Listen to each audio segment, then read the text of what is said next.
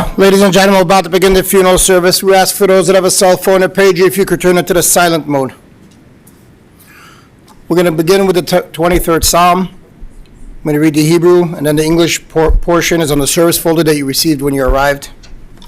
Mizmor LeDavid, Adonai Yireh Lo Yachzor, Ben Azdeshi Yarbitzenu, Amei Menuchot Yana Elenu. Nafshi Yesharev Yanchenu B'Maglei Tzedek L'man Shemo, Gam Ki Elech B'Geit Salmavas Lo Yirara Ki Ati Imadi. Shiftecha Meshantecha Hemi Nachmuni, Tarech Lefanei Shelcha Neged Tzarei, Dishanti B'Shem Roshi Kassu Levaya, Achta V'Chesed Yidifine Kol Yemei Chayai, V'Shavti B'Veis Adonai Lo Yirech Yamim. If we can read in English, the Lord is my shepherd, I shall not want. He maketh me to lie down in green pastures. He leadeth me beside the still waters. He restoreth my soul. He leadeth me in the path of righteousness for his name's sake. Yea, though I walk through the valley of the shadow of death, I will fear no evil, for thou art with me. Thy rod and thy staff, they comfort me. Thou preparest a table before me in the presence of mine enemies. Thou anointed my head with oil, my cup runneth over. Surely goodness and mercy shall follow me all the days of my life, and I'll dwell in the house of the Lord forever. We'll call up Mr. Rich Melman to come up to say a few words.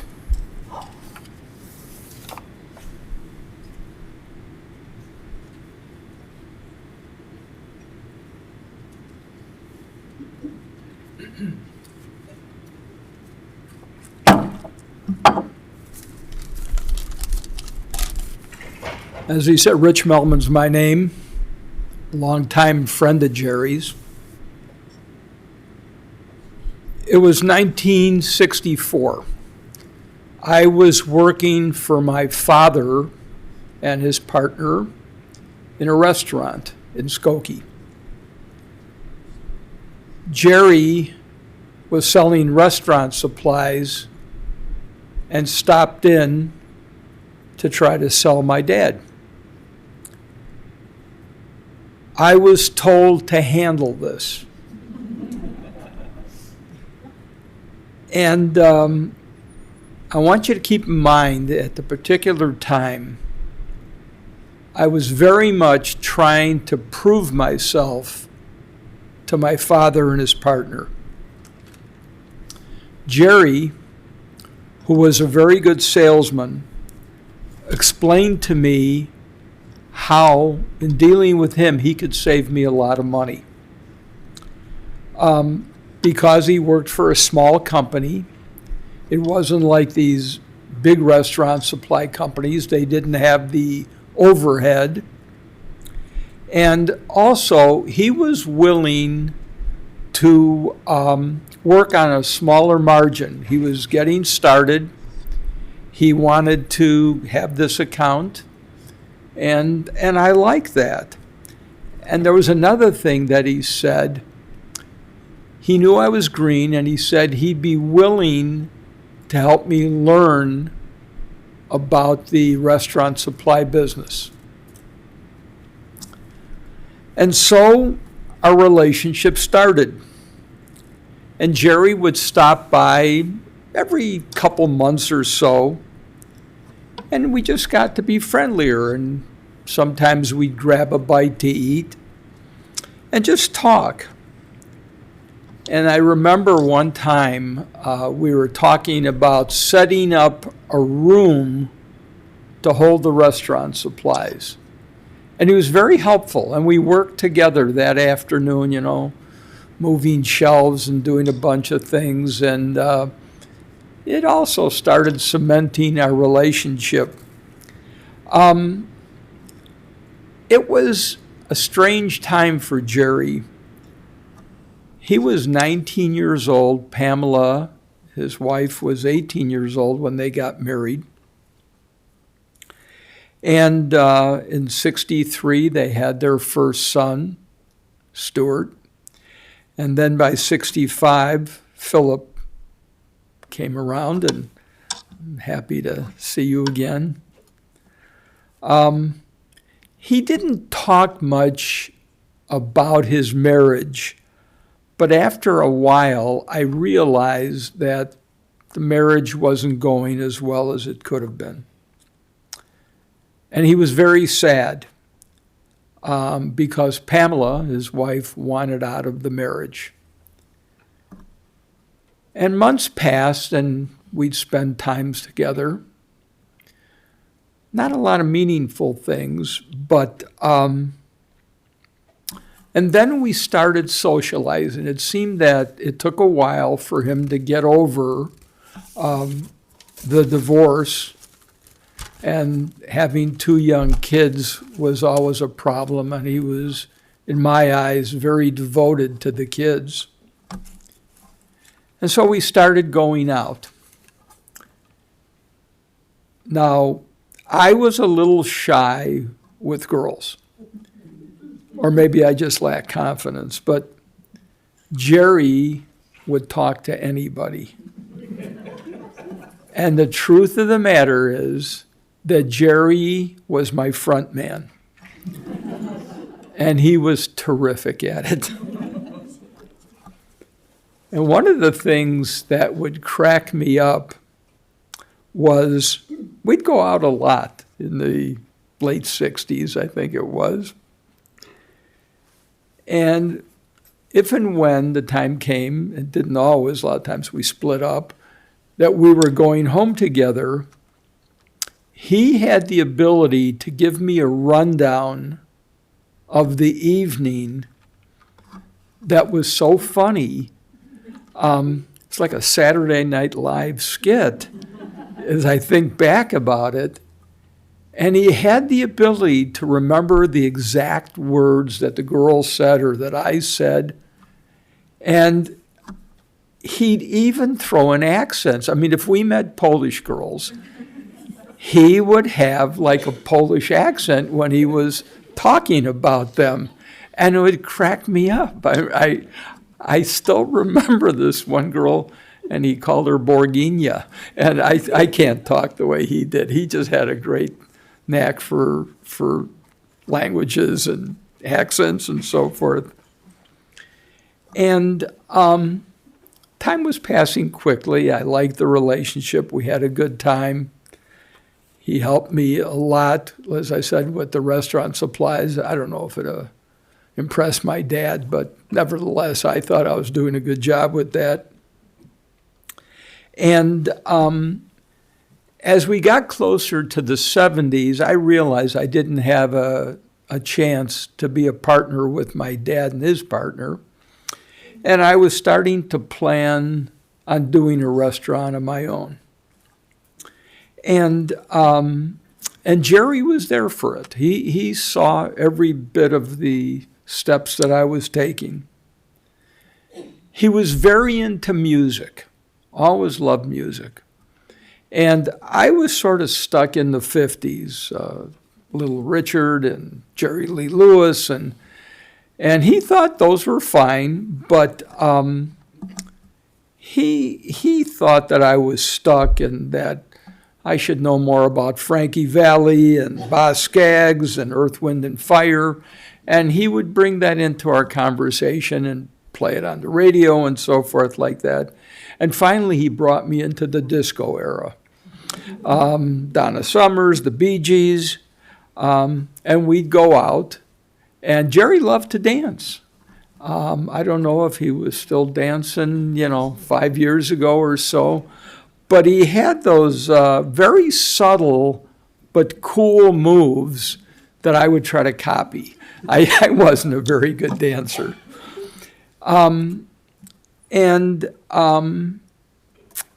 It was interesting. We opened the restaurant in 1971, and Jerry was around a lot and helped me. And then it was about 1972. And my original partner in the restaurant was a man by the name of Jerry Orzov, and then there was Jerome Magid. So I had two Jerrys in my life. And the two of them, I don't remember where it was, told me that they heard that there was this unbelievably hot club that had opened up. All the hot girls were going there, and we had to go. And I wasn't sure. I thought I just would be working that night, but he talked me into it.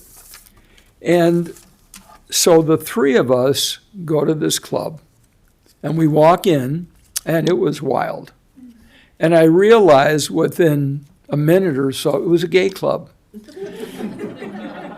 And I got very uncomfortable, I said, yeah, I'm just starting to get known, and I didn't know what to think. And I remember saying to the two of them, don't leave my side. Just sort of stick around.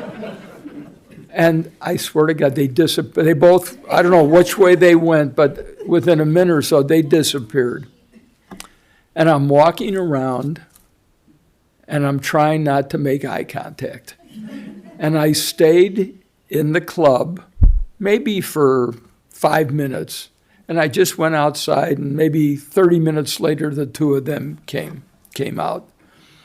And then they had another idea. They were laughing. They were teasing me about, how I felt. And we went to a place called the Buttery.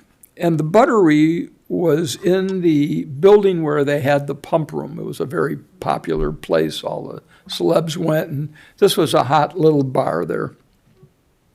And so we went in, and again, the two of them met girls right away, and they were socializing. And I was sort of standing there by myself. And my wife is Martha. And we had met months before, but I guess we didn't exactly hit it off. And she had a girlfriend with her when we met. We met at R.J. Grunt's.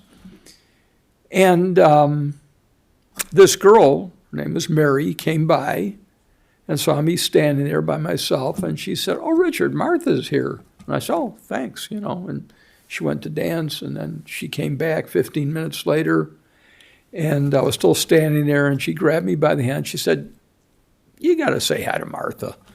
And so I went up to Martha, and Martha actually stood up and gave me a big hug and a kiss, which was very unlike her, I thought. And that started our relationship. I mean, we've been together ever since that day, I think. And I always thought that Jerry talked me into going to the Buttery that night, and who knows where my life would have gone if that wasn't the case. And I can't tell you how many times I've thought about that night. My career started developing, and I couldn't have had a more loyal friend. He was at every opening. He was always a real good eater. He gave me a lot of honest feedback, which I needed. But I'm sorry to say, I realized he was also a big drinker, and it was hurting him. And I realized somewhere down the line that he was an alcoholic. It was interesting because he adored his father, who it turned out was also an alcoholic. So I guess role models probably make a big difference in how you grow up and what you do. But thank goodness, Jerry had a younger brother named Marvin, and who he introduced me to. And years later, Marvin and I became partners, and he was a great partner. He was probably the opposite of Jerry. He was quite studious, and he was disciplined, and he looked out for Jerry. And I believe he got him out of a lot of trouble. Unfortunately, a tragic thing happened to Marvin. He was married, he got divorced, he met another woman, got married, and on his honeymoon, he died in a helicopter crash. It was very depressing for all of us. Me as his partner, and Jerry as someone who he counted on so much. The 80s were approaching, and Jerry met a girl that he really hit it off with, and that girl was Annie. And after a couple of years, he called me one day and he said, "Guess what? I'm getting married." And he never talked about getting married, so it was a little bit of a surprise to me. But I knew Annie, and I thought, if he's going to pick somebody, this is the right girl to pick. And recently, Annie and I were talking, and I said, Jerry wasn't exactly easy to be with all the time. And I said, what was the essence of your relationship? And she said, when she was growing up, she was like a perfect child. She never rebelled. Jerry was her rebellion. Now I understand. What a lucky guy Jerry was. Annie stood by him for 44 years. And a lot of those years probably weren't easy. I know that you wanted a baby. And it took him a few years to agree. And he said, okay, I'll do it if you give me a girl. And that girl is here today, Abby. The interesting thing is Abby became an entrepreneur. Powers Collective, I think, is the name of your company. And I always thought that he got a special kick out of that because it was something he wasn't able to do for himself. Parents do live through their kids a lot of times. But maybe the biggest blessing was that it motivated him to stop drinking. I think he became a nicer person when that happened. After I had kids, we would get together and we would talk. And the two of us loved talking about the old days. I mean, we would rehash girls we went out with and experiences we had. I introduced them to a whole bunch of kids I grew up in Logan Square, from my neighborhood, and it was just very funny. I mean, the conversations we've had. But inevitably, it got around to our kids. And I loved the way Jerry talked about the boys and Abby, but a lot of times it was just the boys going way back. And he'd talk about you like he was eating a piece of fruit or something. That Philip is so delicious. I mean, he would talk like that. I could just take a bite out of his cheek. I mean, it was funny. It was always food related when we talked. And speaking of girls, having a girl, we also joked about this. My kids turned out to be really brighter than I am in terms of schooling, and I think the same thing with Jerry's granddaughters. He had 3 granddaughters. Someone's at Harvard, I believe, and someone wants to go into medicine. Anyway, I think there's some. Here's the bottom line that we used to laugh about. None of the intelligence came from us. It really didn't. I mean, he was a knucklehead. I was 4.5 years in high school. But we married bright women. That was the key. And it brings me to the final chapter of our relationship. A few years back, Jerry had a bad fall, hit his head. And it really limited his ability to move. And I could say that his life was never the same. I have a friend, Jason Conviser, who's here today, who's an exercise physiologist. And I said, could you help my friend? Help him with some movements. And Jason told me that after meeting him that he had deteriorated a lot, but he would try to do what he could for him. And he needed some hard physical work. And Jerry said to Jason one day, I'm calling Rich. Does he know how you're treating me? Well, I did know, Jer. Jason told me this is what he needs, and I've got to be tough on him. The day before Jerry died, he said to Ani, I think I want to get dressed and go over to Bones and get some ribs. Now, Bones hasn't been around for a long time, but it's now Elwood's. And he did we both liked the ribs there a lot. And so I realized up to the very end, he was loyal. He was in and out of consciousness, I guess, and being able to say, things that made sense.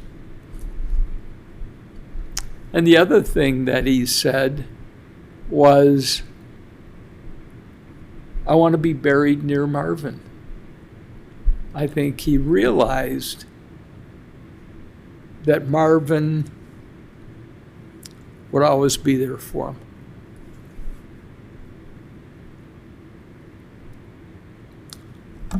him. I hope in some way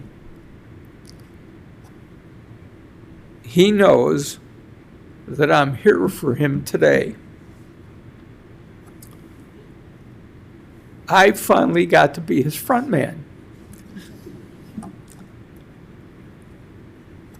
I always knew we would be friends forever. Going back, when nobody believed in me, Jerry did. He loved my ideas. He encouraged me in terms of what I was doing. And that's why we're friends forever. Thank you.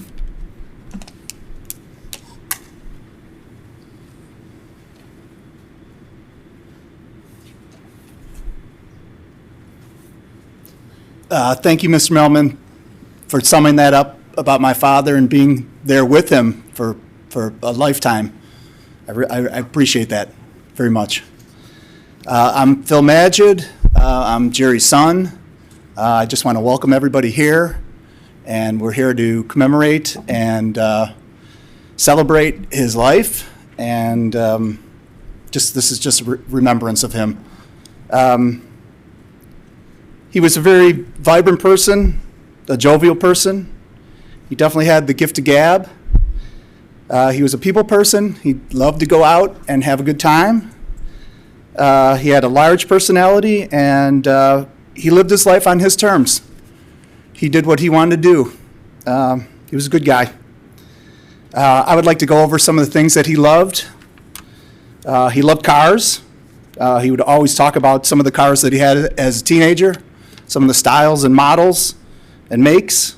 One of the favorite cars that he had was this red Saab. It was a convertible, and Ani and Abby would be in there, and they'd be cruising down the boulevard and having a good time.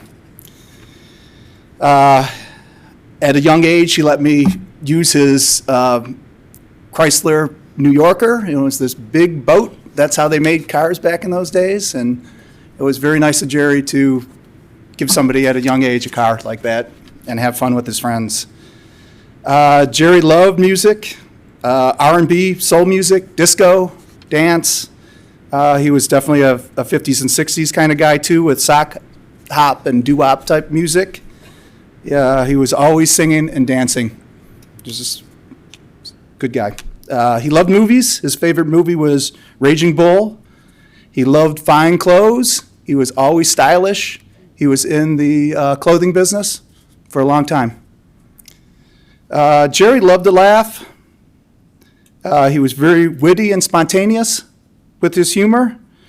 He wasn't much of a joke teller that he would tell the same joke 50 times. He was just more very spontaneous with his laughter, and he always made you smile. Jerry would love to give you kisses, and he would embarrass you, and if you complained, he would put those whiskers on you, and he'd try to lift your shirt and kiss your belly. That's just the kind of person he was. So then again, you'd never complain after that. He loved to play sports with us. We played backgammon, chess, football, racquetball, tennis. We would shoot pool. We'd go fishing, and we'd go swimming together. It's with my brother and Jerry.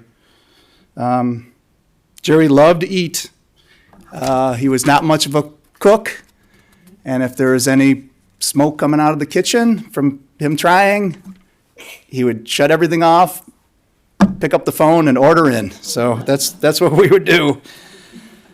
We would frequent the lettuce restaurants. There were many great restaurants, some of our favorites. I could go down the list, but Cafe Barbariba was one of my favorites. I was lucky enough to go to the Pump Room and sat at booth 1 for prom with my friends. A girlfriend. It was something else, something special. We'd also have Thanksgiving and Passover at the house. It was great.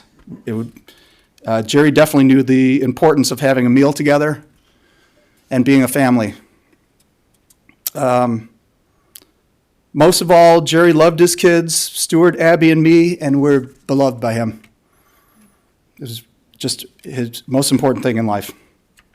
I feel fortunate that I had young parents and I was able to spend so much time with them. I really do. We would go with Jerry, me and Stu and Jerry. Sunday was our day to be together a lot of times.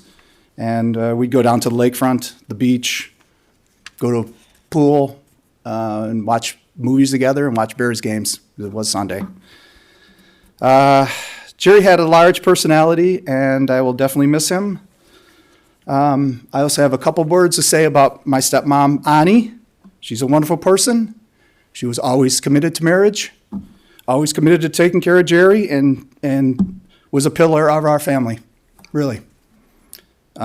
She stayed with Jerry and had a lot of courage to take on 2 young children at that time. You're unbelievable. I will give you a big hug after this. Mr. Melman, you have some great qualities that I feel are like my dad. You're very jovial. You know how to read people very well. And you're a wonderful person. I'm just very thankful that you guys were best friends and it lasted a lifetime.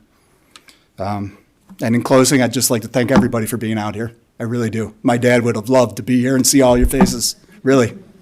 So thank you.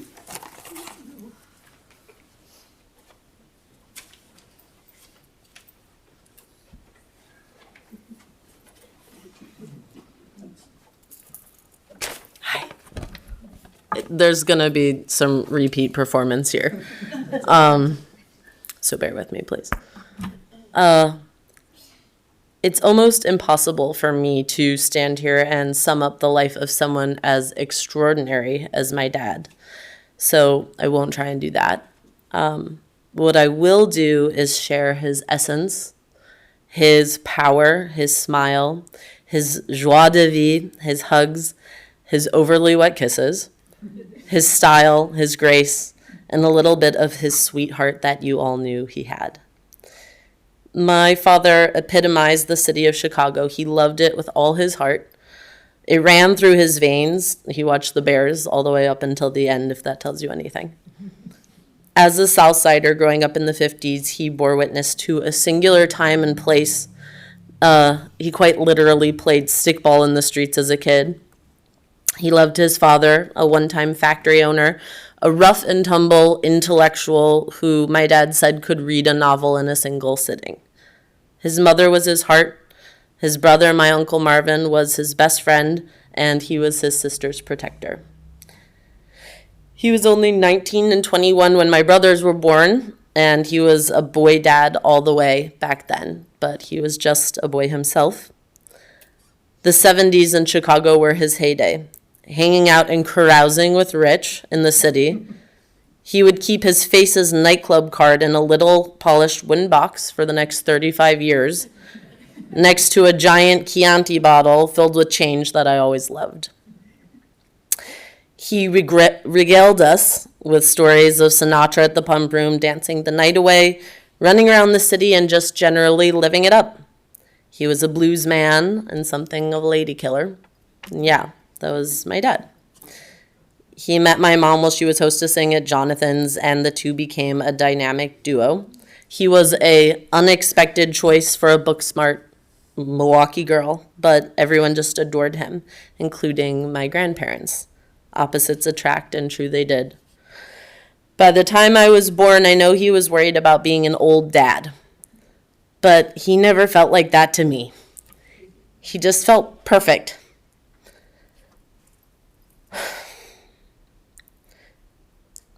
My dad and I had an immediate connection, a soul thing.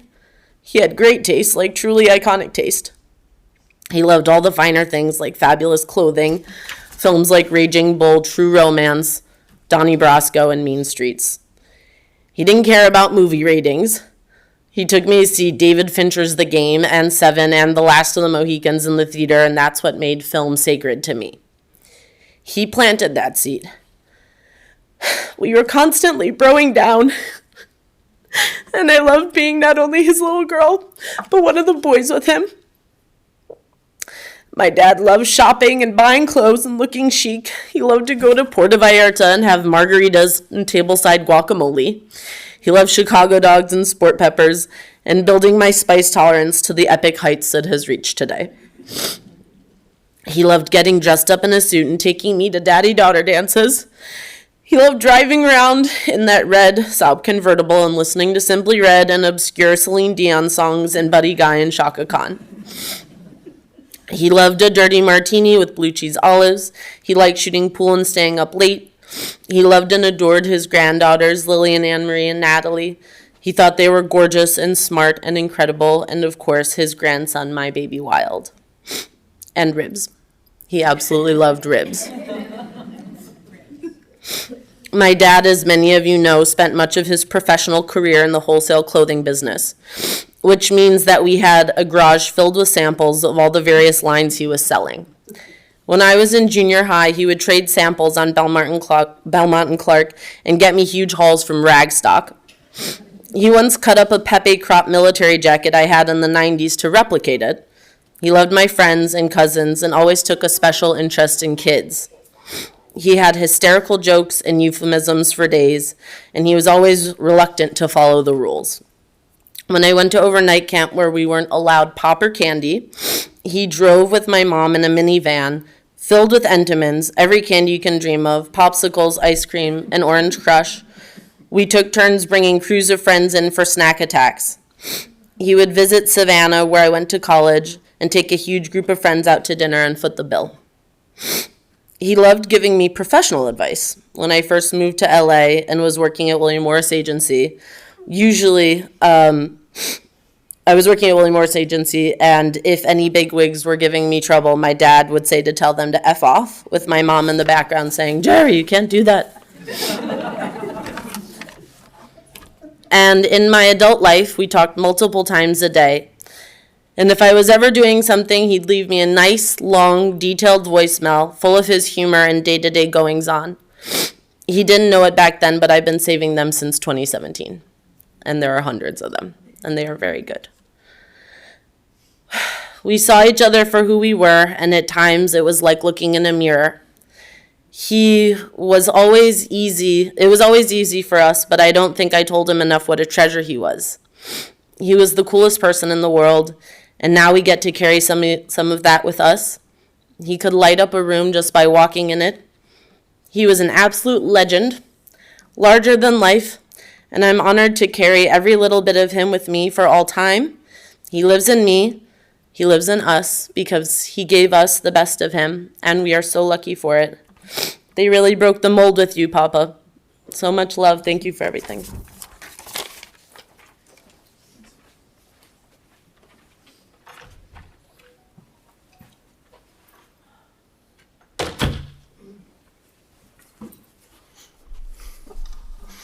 Before we do the concluding prayers, after the concluding prayers, we'll be going to the cemetery. For those who will be joining the family in procession, we'll be lining up in our parking lot. We'll be placing a magnetic flag on your vehicle. We ask that you have your headlights and headlights on while driving in procession to the cemetery. At the conclusion of the interment, the family will be getting together at Deep Pescara Restaurant at 2124 Northbrook Court in Northbrook. They've invited everybody in attendance to join them. Please rise as we conclude with the memorial prayer.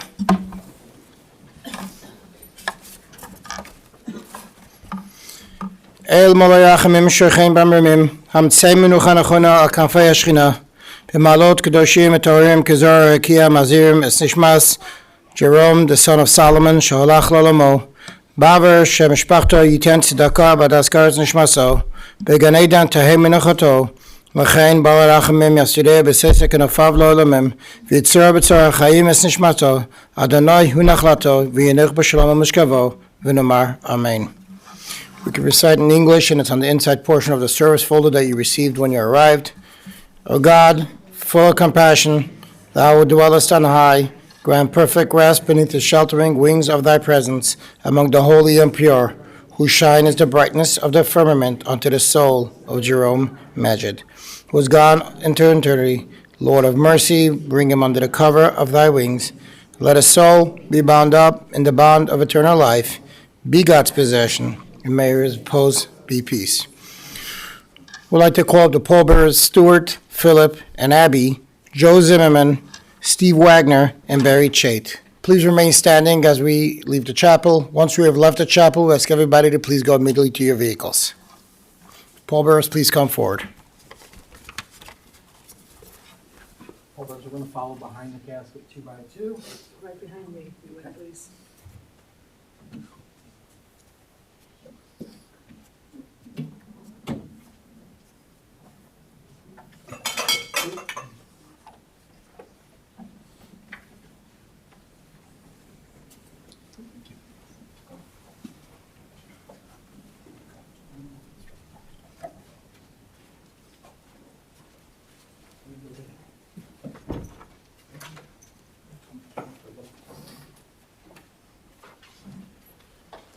Ladies and gentlemen, you may return to your cars. In a couple of moments, we'll be leaving to the cemetery, so if you're going to the procession, please go immediately to your vehicles.